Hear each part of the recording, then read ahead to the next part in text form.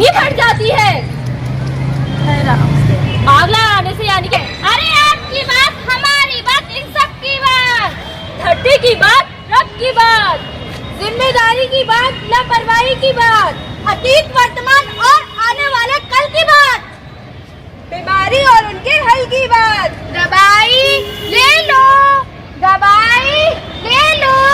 अरे सुन मेरी बहना, सुन मेरे भाई, लेकर आया हूँ हर बीमारी की दवाई, 3 बीमारी की दवाई उठाओ।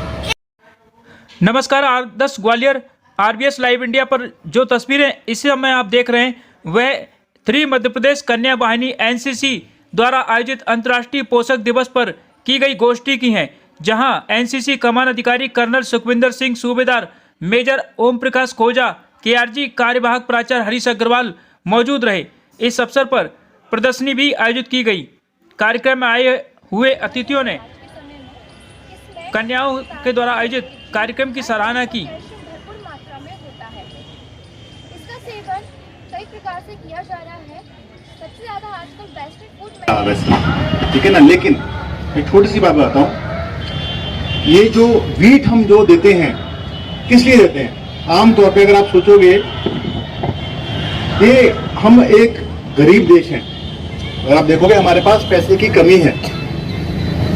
मोटा अनाज को अपने जो भी खान पान में हमने अगर उसको लेना है तो उसके लिए काफी पैसा भी लगता है। आप एक चीज चेक करना कि जो वर्ल्ड का नंबर 1 है टेनिस में, क्या नाम है उसका?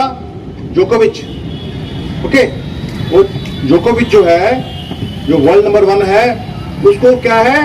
वीट एलर्जी, मतलब बोलते हैं ना ग्लटन फ्री। ये जो मोटा अनाज होता है ग्लटन फ्री होता है।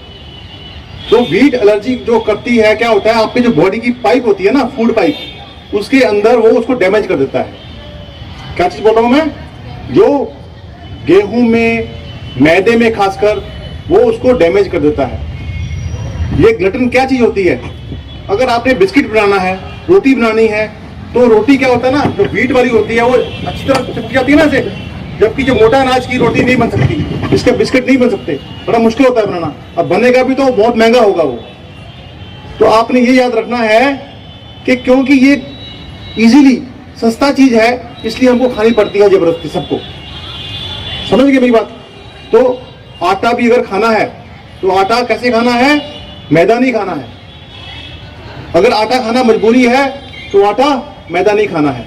जितना उसके अंदर वो अपना मोटा उसमें पोषण जाए उतना अच्छा है, ये बात याद रखना आप, ठीक है? तो इसलिए बहुत जरूरी है कि हेल्दी चीज को हमने अपनाना है। बाकी बस इतना ही मैंने बोलना था।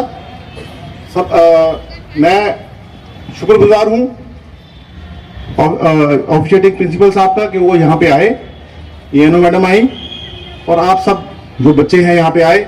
इतना शानदार प्रोग्राम आपने प्रस्तुत किया। जो बच्चों ने ब्रीफिंग दी, बहुत ही अच्छी ब्रीफिंग दी। Very good, well done. आप ये सब काम करते जाइए, मुझे आप लोगों के ऊपर फख्र है। Thank you, well done. आदरणीय प्राचार्य महोदय, कर्नल सर, समस्त एनसीसी स्टाफ, प्यारे प्यारे कैडेट्स, जिन्होंने मेरी बीती हुई यादों को आज फिर से तरोताज़ा भी कर दिया और मुझमें एक तरह से ऊर्जा का संचार भी कर दिया। आज वैसे भी जो कार्यक्रम है वो निश्चित रूप से आप लोगों के लिए बहुत बड़ी जिम्मेदारी प्रस्तुत करता है, और इस जिम्मेदारी का आशय मैं इस रूप में आपको सौंपना चाहती हूँ कि हमारे देश का सबसे बड़ी संख्यात्मक दृष्टि से ये अनुशासित संगठन है, और इसे जो भी जिम्मेदारी दी जाती है उस जिम्मेदारी का पूरी ईमानदारी से, तन्मयता से बीड़ा उठा करके उसे पूरा करने का प्रयास करता है। तो ये कार्यक्रम, जैसा कि अभी सर ने भी बताया, कि केवल और केवल इस ग्राउंड तक या एनसीसी तक नहीं है। हम आपको ये दायित्व सौंपना चाहेंगे कि आप इसे ज़्यादा से ज़्यादा प्रसारित करें। इसके लाभ क्या है आपने सुने, दोबारा रिपीट करने की, बताने की ज़रूरत नहीं है कि हड्डियों को मजबूती, बालों को स्वस्थ, पाचन तंत्र को वगैरह वगैरह। यहाँ पर इन कार्यक्रमों के माध्यम से मैं भी ये चाहूंगी कि आप इसका भरपूर प्रचार प्रसार करें। अगर हम अपने कथन से, अपने व्यवहार से, अपने आचरण से अगर एक एक दो परिवार को भी अपने इस कार्यक्रम की श्रृंखला में जोड़ पाए तो ये हमारी इस कार्यक्रम की ही बहुत बड़ी उपलब्धि सिद्ध हो सकती है। इन्हीं शुभकामनाओं के साथ आपके उज्जवल भविष्य की कामना करते हुए बहुत अच्छे कार्यक्रम के लिए मैं आपको धन्यवाद भी प्रेषित करती हूँ और अग्रिम भविष्य की शुभकामनाएं भी देती हूँ। Thank you very much. इन सबको कंट्रोल रखता है।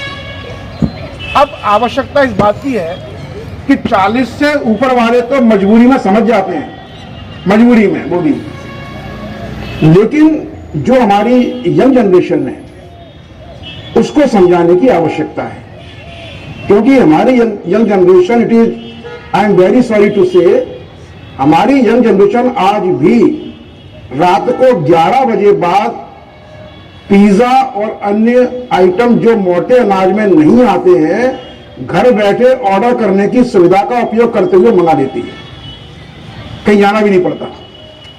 अब दो चीजें हो गई, एक तो फूड अपने आप में बिल्कुल पॉइजन है, जहर है, मान चलिए आप, शायद कुछ लोग अच्छा भी लग रहा बच्चों को, एक तो जहर पहले ही हो गया और रात को 11 बजे के बाद खा रहे हैं और बड़ा जहर हो गया। वो बोलते ना करेला का भी नींद चढ़ा, तो वो हो गया वो तो, क्योंकि हमारी जो मैथोलॉजी है, हमारे जो आयुर्वेद है, वो ये कहता है कि सोने के 3 घंटे पहले खाना खाइए। खाना खाने और सोने के बीच में मिनिमम 3 आवर्स का अंतर होना चाहिए। उसका ये मतलब पता ही नहीं है कि बढ़िया आयुर्वेद ने कहा हुआ है 11 बजे खाएंगे, 2 बजे सो जाएंगे और 10 बजे उठ जाएंगे, तो ये मतलब भी नहीं है। आयुर्वेद ये भी कहता है कि आपको रात को 9-10 बजे तक सोना है और सुबह 4 बजे आपको उठ जाना है। आप तो एनसीसी वाले कैंप करते होंगे ना, कैंप भी चल रहा है अभी, कितने बजे उठते हैं आप सुबह कैंप में? या आपका डे कैंप रहता है?